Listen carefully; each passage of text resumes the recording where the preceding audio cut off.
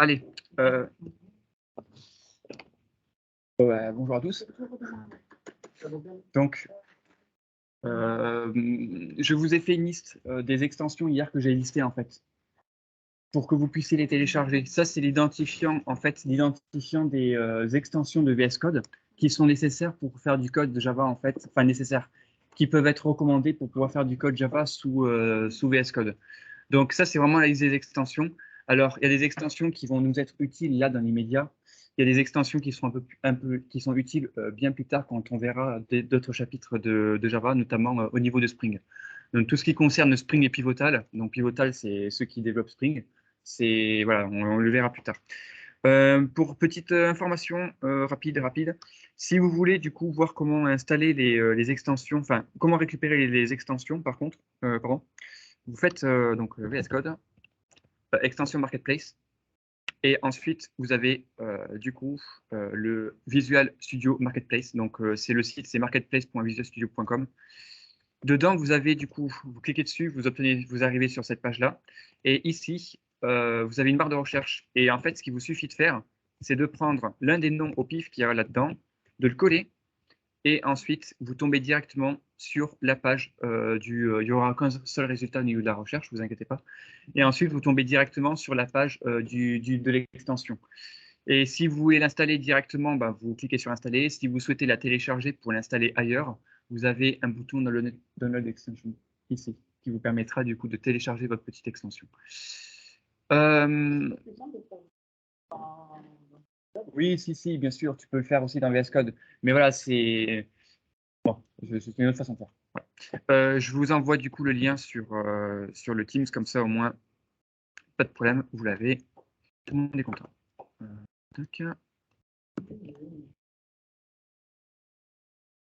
Voilà. Donc ça, c'est bon. Pour ceux qui ne l'ont peut-être pas vu, j'ai identifié du coup le fil rouge qu'on va utiliser pour faire le développement en fait de notre application. Et le fil rouge, il n'y a pas besoin de doc. D'accord. Alors je sais plus où je l'ai foutu. Je suis pas au bon endroit, c'est pour ça. Ouais, c'est ça, c'est exactement ça. Je te remercie. Donc là-dedans, voilà, vous avez du coup, alors je vous ai créé un petit wiki, voilà, le wiki Java. Donc, petit menu, vous avez du coup une section Java, présentation, prérequis, Maven, définition, certaines définitions, les packages, donc la notion, juste une vision très succincte de la notion de package, et le projet fil rouge que j'ai appelé du coup Space Simulator. Pour le projet fil rouge, voilà, donc ce qui va être réalisé du coup, c'est quoi? C'est on va créer un simulateur de constellation de satellites. Donc, on va avoir un MCC. En fait, votre application, que vous allez la développer, votre application va générer un MCC qui va du coup piloter des satellites et 5 satellites en fait. Et votre MCC va pouvoir du coup lancer des satellites ou les refaire atterrir et va pouvoir les piloter à distance. Donc, dans le pilotage à distance, c'est quoi? Vous pourrez du coup déplacer les satellites, prendre des photos, télécharger une photo. Moi, j'ai pas fini typiquement, il faut que je fasse la suppression d'une photo sur le satellite. Vous pouvez du coup appliquer des filtres pour les photos, vous pouvez supprimer des filtres qui ont été appliqués, vous pouvez faire des zooms. Voilà, ça c'est en gros les fonctionnalités que va disposer votre satellite. Ensuite, votre MCC, il va être capable, donc votre PC, d'accord, votre PC, vous avez un seul exécutable. Cet exécutable démarre un MCC, il démarre juste un seul MCC. Et ensuite, au travers d'une interface, vous allez pouvoir créer des satellites. Et pour chaque satellite créé, vous allez pouvoir du coup les démarrer, les lancer en fait, dans l'atmosphère et du coup les piloter, les refaire atterrir et les arrêter et les détruire. Ça, c'est ce que vous pourrez faire avec vos satellites. Donc, on va être sur un réseau, du coup, un réseau informatique. Et donc, ce qu'on va mettre en place aussi, c'est l'interconnexion entre nos différentes machines. C'est-à-dire que chaque MCC local pourra se connecter à des MCC distants. Et on va pouvoir contrôler les satellites des MCC distants, bien sûr en fonction de certaines règles d'autorisation définies par chacun des MCC, en fait. Donc voilà, c'est un petit peu l'objectif de ce fil rouge. Comme ça, on reste un petit peu dans le domaine du spatial au sein du projet. Et puis, ça reste super amusant à faire. Enfin, pour ceux qui aiment bien tout ce qui est spatial, je pense que vous ne serez pas là sinon. Mais en tout cas, ça pourrait être super intéressant. Je vous ai défini du coup certains formats de comment les messages seront envoyés. Comme ça, on n'a pas besoin, il y a déjà un formalisme qui est fait, on n'a pas besoin de s'embêter. Et puis voilà, donc qu'est-ce que je peux faire, qu'est-ce qu'on peut dire de plus? Non, mais en gros, c'est tout. J'ai présenté du coup le projet. Voilà.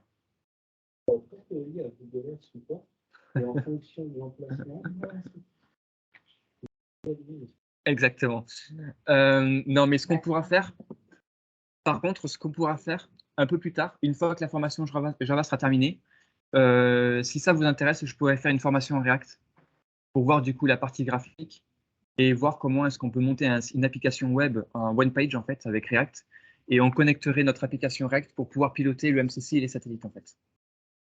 Et donc voilà, ça pourrait être l'une des possibilités sur un avenir lointain, fort lointain, mais ça pourrait être intéressant. Voilà, pour ceux pour ceux que ça intéresse. Voilà, le contexte étant posé, du coup, nous pouvons commencer ou plutôt continuer du coup ce qui a été vu hier. Donc hier, on avait vu comment un peu qu'est-ce qu'était Maven, comment est-ce qu'on pouvait un petit peu s'en servir rapidement. On avait vu un peu VS Code, comment est-ce qu'on pouvait l'exploiter assez rapidement. Et on avait créé nos fichiers, Java, qui sont des fichiers de code source. Et je vous avais dit qu'aujourd'hui, on verrait en détail un petit peu la structure des fichiers. En fait, qu'est-ce que veut dire chacun des mots, etc., etc. Donc, ce que je vais faire avant toute chose, c'est que je vais supprimer les 3 fichiers pourris qu'on avait créés hier, qui concernaient notre bouteille, puisque maintenant, on sait exactement quel est le projet. Donc, j'ai créé mon package. Je vais modifier un petit peu mon package. Pour modifier un package, c'est pas très compliqué. Il suffit de rajouter des répertoires. Un package, c'est juste une arborescence de répertoire. Voilà, c'est un répertoire dans un répertoire dans un répertoire. Ça crée un nom de package avec 3 niveaux, en fait. Donc le package, d'ailleurs, je me suis trompé. En nom de package, j'ai comme. Ensuite, j'ai SPI.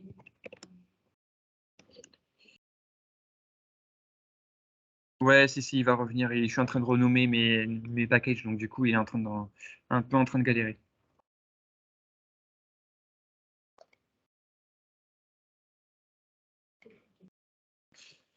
Voilà. Ensuite, on va créer un sous-package qui va être du coup Space Simulator. Dans ce package-là, je vais créer une classe. Je recrée tout à zéro, en gros. J'ai supprimé mes packages qui ne servaient à rien pour qu'il y ait en fait l'arborescence qu'on souhaite. Je recrée un fichier que j'appelle du coup Space Simulator Application. Alors pourquoi est-ce que je nomme ma classe comme ça? Alors c'est important aussi au niveau du nommage des classes pour qu'elle soit suffisamment explicite. Je vois que quand j'ai... Alors ça c'est une convention que le framework Spring a appliqué et que moi je me force à respecter. Quand on a une classe qui est le point d'entrée de votre application, on la suffixe par application en fait. Donc application, vous savez que dedans vous avez le point d'entrée en fait de votre application. C'est par là que c'est cette classe-là qui sera exécutée en tout premier. Et donc Space Simulator, ce que je fais, c'est que le nom de mon logiciel, je lui donne du coup au nom de la classe, c'est le nom du logiciel en fait. Voilà, comme ça, pour moi c'est plutôt parlant et je suis pas trop perdu. Maintenant, on va voir un petit peu quelles sont les différentes informations qu'il y a sur ce fichier-là. Donc, quand vous créez un fichier en Java, hein, c'est le fichier, l'extension, il a l'extension .java. Tout en haut, on a un premier mot-clé, hein, le mot-clé package qui permet d'identifier votre fichier dans quel package il est en fait. Un package, c'est en gros un espace dans lequel plusieurs fichiers vont pouvoir communiquer. S'ils sont dans le même espace, plusieurs fichiers plusieurs classes en fait pourront communiquer entre elles, donc plusieurs fichiers pourront communiquer entre eux. Ensuite, on a un mot-clé qui s'appelle public. Public, c'est tout ce qui concerne la portée. Quand on parle de portée, c'est en gros, je vais prendre l'exemple d'une souris en fait, ou de votre téléphone, ce sera plus parlant pour le téléphone. Votre téléphone portable, typiquement, vous pouvez, depuis l'extérieur, en fait, vous, humain, vous pouvez voir du coup quelle est la couleur de votre téléphone. Donc, la couleur de votre téléphone, c'est un attribut qui est public. Donc, c'est quelque chose qui peut être consulté depuis l'extérieur. Ensuite, vous avez des boutons à votre téléphone, sur votre téléphone. Bah, les boutons, ils sont publics. Vous pouvez interagir avec eux. Par contre, vous avez une carte mère dans votre téléphone. Mais par contre, la carte mère, vous ne pouvez pas interagir avec. Donc, la visibilité sera autre que publique. Et on va voir à peu près un peu plus tard, du coup, quelle va être la visibilité de la carte mère. Ensuite, qu'est-ce qu'il peut y avoir? Bon, le processeur qu'il y a dedans, c'est pareil, une visibilité, elle est autre. Et la carte SIM ou la carte SD, en fait, vous ne pouvez pas y accéder. Elle est privée. Elle est privée au téléphone. Pour accéder, vous devez interagir avec le téléphone. Et en fait, vous devez passer par une sorte de porte d'entrée. Mais c'est le téléphone qui est l'interface avec votre carte SIM et votre carte SD. Voilà, donc ça, c'était pour parler un petit peu de ce mot-clé public. Tout ce qui concerne la visibilité, j'en reviendrai plus tard parce qu'on va en découvrir des nouveaux. Ensuite, on a un autre mot-clé, c'est le mot-clé classe. Ces mots-clés, il permet d'identifier quel est le type de ce fichier en fait. Du coup, votre code Java, est-ce que ça représente un objet? Dans ce cas, c'est une classe. Est-ce que ça représentera peut-être une liste de valeurs possibles qui représente non, c'est plutôt une liste qui représente les valeurs qu'on peut récupérer. Donc, c'est ce qu'on appelle des énumérations. Typiquement, une énumération, pour ceux qui ne sont pas dans la programmation logicielle, quand vous êtes sur un site web et que vous avez une liste déroulante où vous devez sélectionner qu'une seule valeur, bah ça, c'est ce qu'on appelle une énumération. Et ensuite, vous avez ce qu'on verra un peu plus tard, des interfaces. On verra un petit peu ce que c'est qu'une interface. Une interface, comme son nom l'indique, ça fournit en fait une fonctionnalité. Voilà, en gros, ça fournit une fonctionnalité. Enfin, son nom n'indique pas trop du coup, mais ça fournit des fonctionnalités. Voilà. On verra ça bien plus tard. Ensuite, la première chose à faire, c'est de s'assurer que dans votre classe qui doit être exécutée, qui est le point d'entrée de votre application, vous avez la fonction main. Alors, généralement, la fonction main, elle est générée automatiquement. La fonction main, c'est une fonction vraiment très particulière. C'est elle qui va être appelée et qui va être exécutée. C'est la toute première fonction qui va être exécutée dans votre logiciel. Donc, pour qu'elle puisse être appelée depuis l'extérieur, en fait, c'est qui va l'appeler? Donc, je répète, on a le JRE qui va démarrer. Le JRE va démarrer une JVM. La JVM va prendre votre code source et va utiliser votre code source. Et dans le code source, elle va rechercher quelle est la classe qui dispose de la fonction qui s'appelle public static void main. C'est cette fonction-là qui va être cherchée avec, bien sûr, string args dedans, enfin, en tout cas avec cette signature-là. C'est cette fonction-là qui va être recherchée et qui va être exécutée en tout premier. Ce n'est pas une autre, c'est vraiment celle-ci. C'est elle le point d'entrée. Donc, public, comme j'ai dit, c'est pour que ce soit accessible depuis l'extérieur. Typiquement, il faut que la JVM puisse accéder en fait à cette fonction-là, puisque c'est le point d'entrée qui doit s'interfacer avec l'extérieur. C'est pour ça qu'elle est publique. Statique, ça veut dire quoi?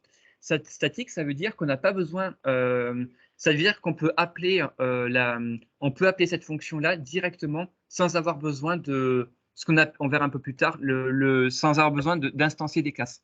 Instancier des classes, c'est pour faire un peu le parallèle dans le monde du bâtiment.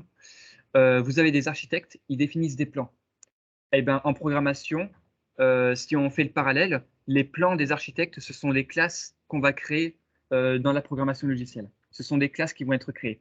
En fait, une classe, ça définit un plan, ça définit une structure de choses, c'est tout.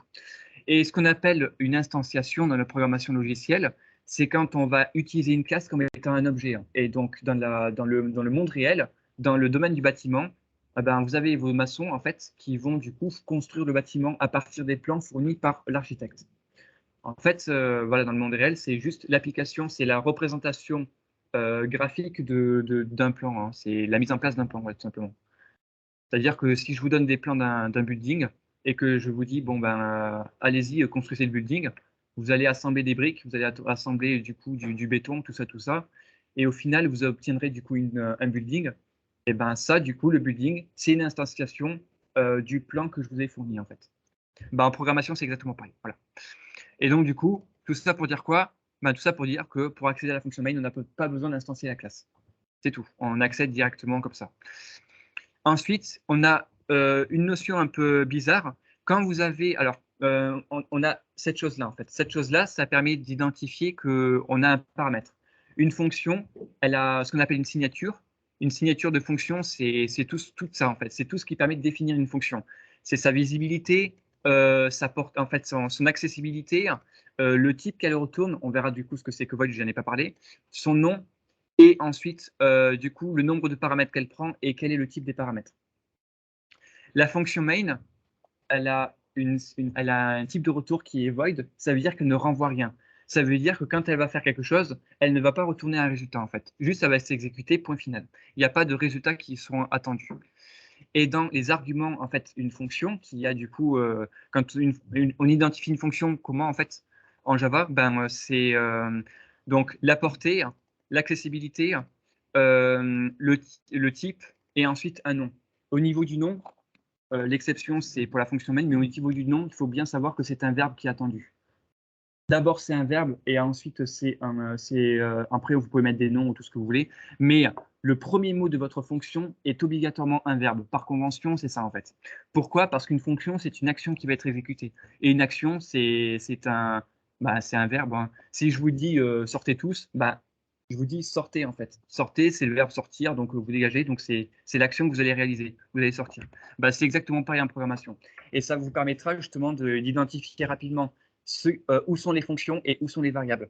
Et les variables, ce qui est très important dans le nommage des variables, c'est que les variables sont des noms communs. Vous ne mettez pas de verbe dans les variables, vous mettez des noms communs. Il n'y a que des exceptions pour les valeurs booléennes, mais on verra ça un petit peu plus tard. Donc, du coup, si on résume, la portée, l'accessibilité, le type de la fonction, donc qu'elle renvoie. Aujourd'hui, elle renvoie rien, donc on fait du void. Le nom de la fonction et ici les paramètres de la fonction. Il y a un seul paramètre qui est passé à la fonction. C'est un paramètre qui est un string crochet. Quand vous voyez un type, donc quelque chose crochet, ça veut dire que vous avez affaire à un tableau. Et ici, c'est un tableau de chaîne de caractères. Et ce tableau de chaîne de caractères, pour y accéder, il est labellisé par un nom qui s'appelle arg. Donc, c'est argument. Hein. Normalement, c'est arguments. Et on pourrait même aller au-delà pour expliciter plus les choses. C'est command line arguments. Comme ça, au moins, c'est hyper clair. On sait exactement d'où provient du coup ce paramètre-là qui va être utilisé. L'exemple le plus basique qu'on puisse faire, c'est afficher une information dans la console, en fait. En Java, pour afficher de l'information dans la console, on doit accéder en fait au système, puisque c'est le système qui va du coup faire de l'affichage. Donc, vous avez une classe qui s'appelle système. Dans cette classe qui s'appelle système, vous avez en fait une sous-classe, ou plutôt un sous-package, je ne sais pas trop comment appeler ça exactement. En fait, vous avez un objet qui s'appelle out. Parce que vu que ce que vous voulez faire, c'est de faire de l'affichage, mais l'affichage, il doit sortir de votre machine, donc ça doit sortir. Donc c'est du out en fait. Et ensuite, ce que vous voulez faire, c'est afficher à l'écran, et donc vous faites un print pour afficher en fait. Et donc vous avez plusieurs fonctions de print qui sont disponibles. Vous pouvez les voir ici, elles sont toutes listées. Vous avez des prints qui prennent des objets. Un objet, en Java, tout est objet. Il faut savoir que tout est objet, c'est un petit peu comme en Python, tout est objet. Enfin, c'est un peu moins poussé, mais principalement, c'est ça. Ça veut dire que les chaînes de caractères sont des objets, les booléens sont des objets, les ins sont des objets, etc. etc. Ensuite, bon, vous pouvez afficher des booléens, vous pouvez afficher des chaînes de caractères, des tableaux chaînes de caractères, vous pouvez afficher des doubles. Donc, un double, c'est quoi? Un double, c'est un très grand nombre. Voilà, je vous laisserai regarder un petit peu. On en parlera un petit peu plus tard. Vous avez les nombres flottants. Bon, les nombres flottants, c'est des nombres à virgule. Vous pouvez afficher des entiers, donc des nombres qui sont arrondis. Vous pouvez afficher des longues, nombres très grands aussi. Vous pouvez afficher d'autres choses, mais on s'en fout. Et en fait, vous avez le println. Le println qui est très intéressant puisque c'est le print line. Ça permet d'afficher une ligne et ensuite d'afficher le message sur une ligne et après de faire un retour à la ligne. Si vous n'utilisez pas une fonction qui finit, enfin, si vous n'utilisez pas la fonction println, en fait, à chaque fois que vous appelez print, ça s'affichera sur une ligne, en fait, tout le temps sur la même ligne, sur la même ligne, sur la même ligne. Voilà. Donc, si vous voulez forcer le retour à la ligne, vous faites println. Voilà. Et donc, ce qu'on va faire, c'est qu'on va afficher une chaîne de caractères. Les chaînes de caractères, c'est un message. Enfin, voilà, quand vous voulez afficher un message, c'est ce qu'on appelle des chaînes de caractères, en fait. Une chaîne de caractères, on verra un petit peu plus tard, c'est un ensemble de caractères, hein, ça, son nom l'indique. Et des caractères, c'est quoi? C'est des signes, c'est des lettres, c'est des numéros, c'est un petit peu tout ça. Et donc, du coup, on va afficher un message qui va dire « Welcome on Space Simulator ». Voilà, ça, c'est le premier. Voilà, votre programme, pour l'instant, il fait une chose. Il est censé afficher un programme dans le terminal. Maintenant, on va voir un petit peu comment ça se passe pour l'exécuter. Alors, pour l'exécuter, si je vous ai fait utiliser VS Code et pas le bloc-notes de base, c'est parce que VS Code détecte automatiquement les fonctions main et que VS Code vous offre la possibilité, tout comme Eclipse, tout comme STS pour Spring Tool Suite, tout comme JetBrains, là, ils ont développé l'autre, IntelliJ, merci. Ah non, mais il n'y a pas moyen. Hein. Pourtant, je ne suis pas fâché avec lui. Hein. Et bon, bref, quoi qu'il en soit, vous avez la possibilité de pouvoir exécuter votre programme avec la fonction, il détecte tout simplement. Et vous pouvez soit cliquer sur le bouton Run, qui est disponible dans les DHM, là, bouton Run, ou alors vous faites un F5. Faites la fonction, vous appuyez sur votre touche de clavier qui s'appelle F5. Ou alors, vous pouvez passer dans le menu de votre VS Code, dans l'onglet Run. En fait, vous avez un truc qui n'est pas disponible. Petite flèche là-haut. Tout à droite. Ici. Voilà. Bon, bref. Multitude de points d'accès pour pouvoir démarrer votre application. Enfin, voilà. Faites comme vous voulez. Quoi qu'il en soit. Oh, mais je suis allé trop loin. Je voulais vous présenter un truc avant. Bon, c'est pas grave, je termine et je fais un retour en arrière. Du coup, quoi qu'il en soit, vous pouvez cliquer sur le bouton Run et là, la magie va opérer. Vous avez la compilation qui va se réaliser et la exécution de votre application. Welcome on Space Simulator. Donc, bravo à tous. Vous avez réussi à pondre vos premières lignes de code et ça fonctionne avec succès. Pardon, pas sans succès, mais avec succès. Ok. Ce que je voulais juste vous présenter, alors je suis pas super sûr je suis pas sûr à 100% de ma solution, mais en gros, si vous êtes sur le PC SPI, que vous n'êtes pas admin local de votre machine et que vous voulez installer le JDK, mais que vous avez des soucis parce que il n'est pas trouvé, parce que normalement il faut définir la variable d'environnement passe, en fait, il faut la mettre à jour en lui rajoutant le chemin d'accès, enfin le chemin d'installation du Java. Et il faut aussi, dans l'idéal, définir une variable d'environnement qui s'appelle Java Home. Si tout ça, vous n'arrivez pas à le faire parce que vous n'avez pas les droits d'admin, voici une solution de contournement. Quelque part dans votre espace utilisateur, je dis bien quelque part dans votre espace utilisateur, ça veut dire n'importe où vous voulez, vous allez vous créer un petit fichier qui va s'appeler, du coup, comme vous l'entendez. Le nom du fichier n'a aucune importance. Ce qui est important sous Windows, et je précise que la solution, elle est pour Windows, là, puisque les PCSP sont Windows. Ce qui est important, c'est l'extension. En extension, vous mettez soit CMD pour commande, soit CMD, d'accord, soit BAT, BAT. Dans les deux cas, ce sont des scripts Windows, en fait, qui vont s'exécuter. Donc, moi, je l'ai décidé de l'appeler console.cmd. Et ensuite, on va voir un petit peu qu'est-ce qu'il y a dedans. Voilà. Dedans, il y a ceci. Bon, pour ceux qui ont fait un petit peu de batch sous Windows, vous comprendrez un petit peu. C'est extrêmement succinct. Pour les autres, je vous explique. Avec ici, en fait, je demande à ne pas afficher les prochaines instructions que je vais taper dans mon script. Toutes les prochaines instructions ne seront pas affichées dans le terminal. Ensuite, ce que je dis, c'est que je définis un titre pour ma console, pour mon terminal. Quand il va être créé, je lui définis un titre. Ensuite, ce que je dis, c'est que je définis avec set, je définis une variable d'environnement au niveau de l'utilisateur. Pas au niveau système, mais au niveau de l'utilisateur. Normalement, c'est ça. Je définis une variable d'environnement. Cette variable d'environnement, je l'appelle Java Home. Et je dis que mon Java Home, il va pointer sur là où j'ai dézippé mon JDK. Et je ne pointe pas sur le bin, hein, d'accord? Je pointe vraiment sur la partie du JDK. Et ensuite, ce que je dis, bon, c'était pas intéressant, mais c'était pour moi pour débugger un petit peu. J'affichais mon pass. En fait, j'affiche la variable d'environnement qui s'appelle pass. Et pour afficher les informations, en fait, pour afficher des variables d'environnement, ou en tout cas des variables, il faut faire le pourcentage, le nom de la variable pourcentage. Ça, c'est super important. Si vous ne mettez pas pourcentage à nom de la variable pourcentage, ça ne marchera pas. Donc, il faut faire attention à ça. Et ensuite, ce que je dis, OK, bah, très bien, je vais redéfinir le pass. Pour le pass, je lui dis, OK, le pass, il prend quoi pour valeur? Il prend son ancienne valeur, et ensuite, je sépare par un point virgule, puisque c'est la convention pour définir les différentes variables d'environnement dans le pass, en fait, enfin, les différents chemins dans le pass.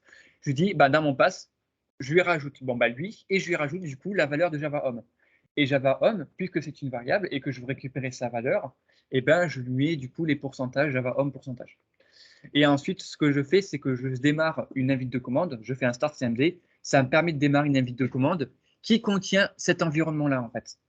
Parce que si je fais juste ça, écho de Java Home, ok, ça a marché, 2 secondes, j'ai essayé un truc. C'est pas censé marcher, en fait, c'est pour ça que...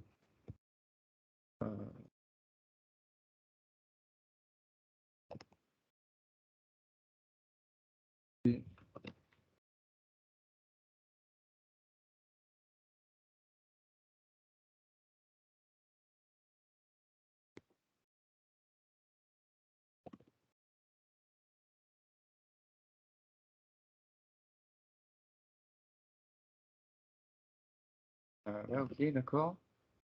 Et donc...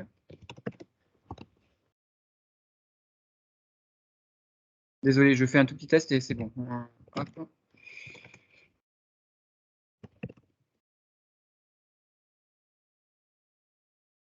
Ouais, c'est ça.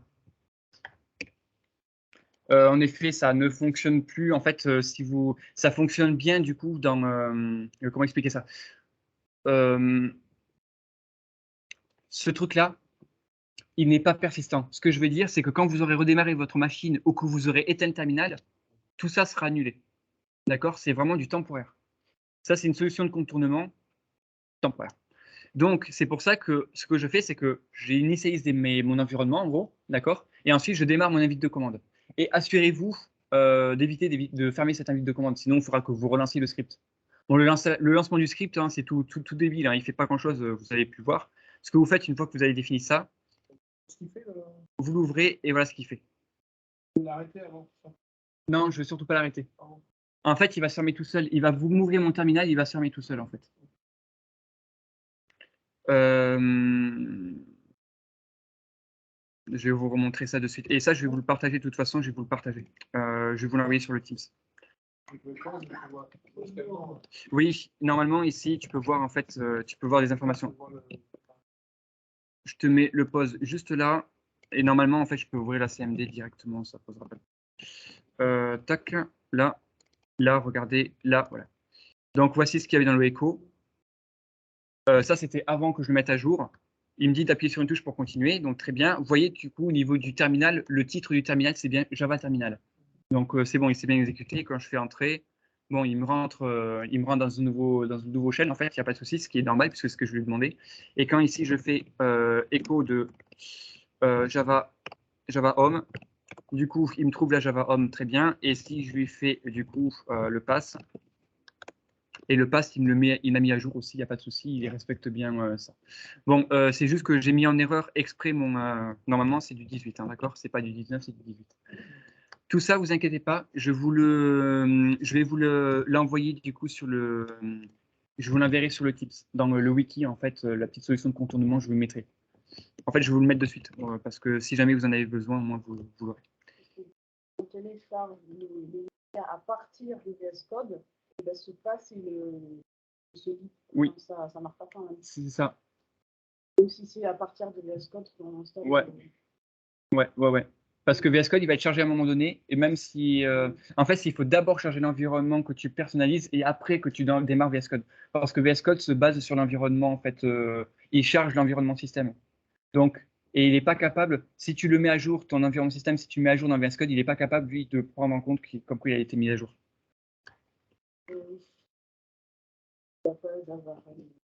Voilà.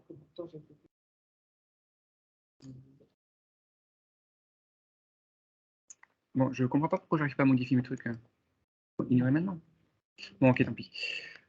Du coup, je vous le mets là. Setup.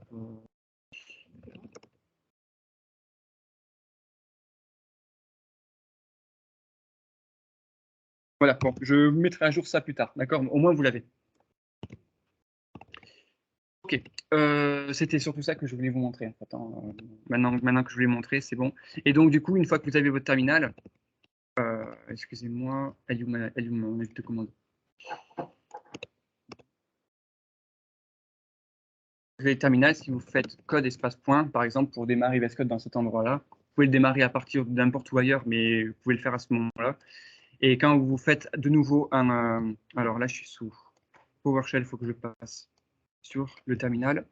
Si vous faites du coup écho de Java Home, vous retrouvez bien du coup la Java Home qui a été définie en fait. Donc il n'y a pas de souci. Là, il y a accédé. Il y a accès. Parce que d'abord, j'ai défini l'environnement et après, j'ai appelé VS Code. Okay. Ça, c'est bon. C'est bon. Donc là, bon, du coup, je reviens vite fait sur cette partie-là. Excusez-moi, il ne faut pas que vous voyez ça. Ici. Du coup, ok, bon voilà, c'était le premier programme. On va essayer de le pousser un petit peu parce que là, franchement, on n'a pas fait grand-chose. Donc, du coup, voilà, je vous ai présenté ça. Bon, je vais présenter un petit peu les différents types de variables qui existent pour que vous puissiez les connaître. Donc, il y a différents types de variables. On va commencer par ceux qui consomment le moins de mémoire et on ira jusqu'à ceux qui consomment le plus de mémoire. Donc,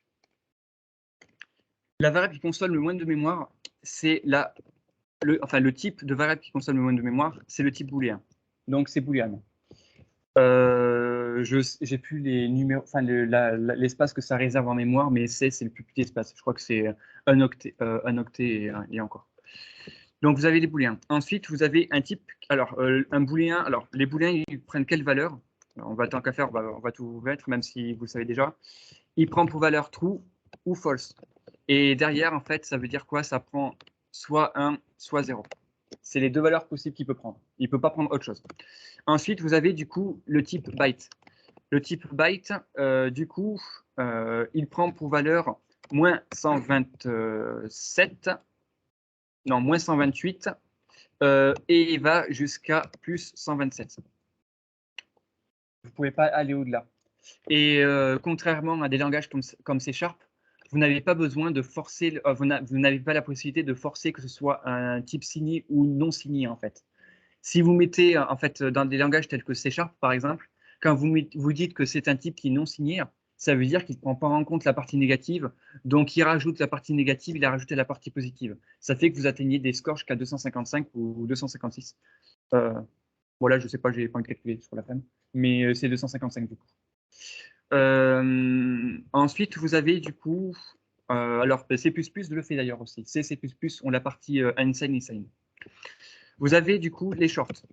Les shorts, eux, ils vont un peu plus loin, ils vont jusqu'à environ moins 32 000, si je ne me trompe pas. Bon, c'est plus ou moins, hein, j'arrondis parce que je n'ai pas les chiffres en tête, jusqu'à plus ou moins 32 000.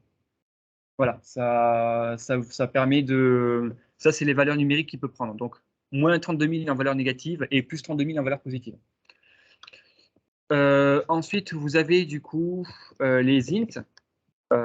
Au niveau des int, alors là, c'est jusqu'à moins de 32 millions, comment? Ouais, ou 2 milliards.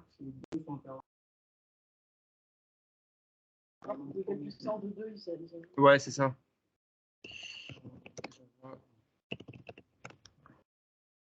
Et c'est ce que je vous présente, c'est ce qu'on appelle les primitifs, les types primitifs. Ce sont les voilà, c'est là, ici. Donc, il prend ça.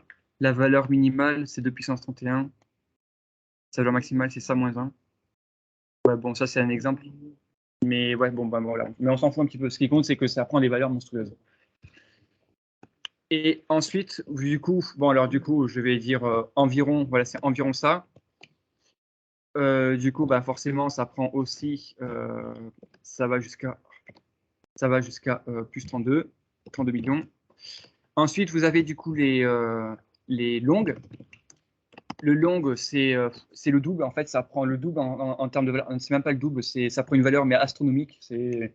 Bon, j'ai pas les valeurs exactes, mais on va mettre c'est astronomique. Donc voilà, infini, c'est plus ou moins, on s'en fout un petit peu. Et ensuite, vous avez du coup ça. Vous avez les caractères. Donc le char, il prend les caractères, il prend un seul caractère, il s'écrit de cette manière-là. Ça va de A à Z en minuscule. Ça va aussi de A à Z en majuscule. Et ça prend tous les caractères chelous. En fait, c'est le code ASCII, c'est exactement ça. Hein. C'est les valeurs du code ASCII. Ceux qui ont besoin d'avoir une référence des tables ASCII, hein, vous avez...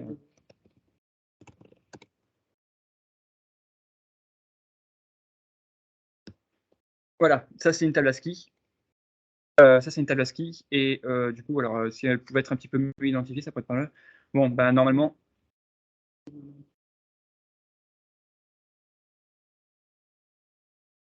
Bon, j'ai pas choisi le meilleur site à l'arrache. Oui. Celle-ci. Celle-ci, vous l'avez. Là, c'est bon. Donc, vous pouvez utiliser cette table-là pour pouvoir créer des caractères à partir de numéros. Enfin, bon, voilà. Ça, c'est pareil, je vous le montrerai. Je le référencerai un petit peu plus tard dans le wiki. Ça prend aussi, bien sûr, ben, du coup, forcément, les caractères chelous, genre tout ça, là, voilà, ça prend tout ça. Ensuite, vous avez du coup, en autre type, vous avez du coup les chaînes de caractères. Les chaînes de caractères, ben, c'est un ensemble de caractères. Voilà. Donc, on peut le représenter un petit peu sous cette forme-là.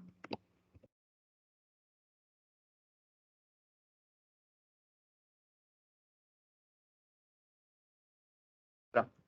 Ça, c'est une chaîne de caractères. Et du coup, son équivalent, c'est ça, en fait. Voilà. Bon, pareil, au niveau des tailles dans la mémoire, je n'ai pas les nombres en tête, faut regarder de votre côté. Aujourd'hui, avec du coup la puissance matérielle qu'on a, nous développeurs, c'est plus comme auparavant. On ne fait plus vraiment attention en fait aux tailles des variables qu'on prend, au typage, en fait au type de variable. On ne fait pas attention à bien adapter du coup le type de variable en fonction de son utilisation. Si par exemple j'ai une variable, je sais qu'elle dépassera jamais 5 pour valeur et je sais qu'elle sera jamais en dessous de 0, généralement on prend un int. Sauf que pour bien faire les choses, faudrait prendre un byte. Si vous êtes dans des langages tels que le C++, là par contre, et que vous devez travailler sur des environnements du matériel qui est limité en termes de mémoire, si vous ne faites pas attention à la taille, au type de vos variables que vous utilisez, ça va vite péter en fait. Donc, ce que je vous invite à faire, et c'est ce que je forcerai de toute façon, c'est fait partie des bonnes pratiques, c'est adapter le type en fonction de l'usage en fait. Voilà, c'est hyper important. Ça n'a pas été développé pour rien, ça n'existe pas pour rien. C'est pour répondre à certaines contraintes. Et plus tôt vous prenez le pli en fait des bonnes pratiques, mieux ce sera. Ensuite, bon, au niveau des types primitifs, je crois que j'ai fait le tour. Sachant que string n'est pas un type primitif, c'est un type un petit peu complexe. Et du coup, la suite au prochain épisode. Donc malheureusement, ce ne sera pas lundi, mais ce sera mardi.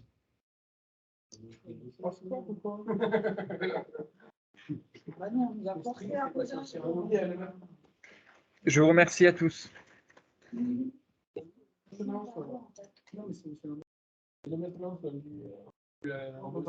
sais pas, Fanny, c'est pas planté là pour lundi. Non, mais peut-être qu'il y a des gens qui viennent pour faire. Parce que ça peut être bien, hein, en fait, avec le problème. Non, c'est le projet. Ouais, le projet, donc c'est le risque. Ouais, mais en fait, tu pourrais venir dans le projet.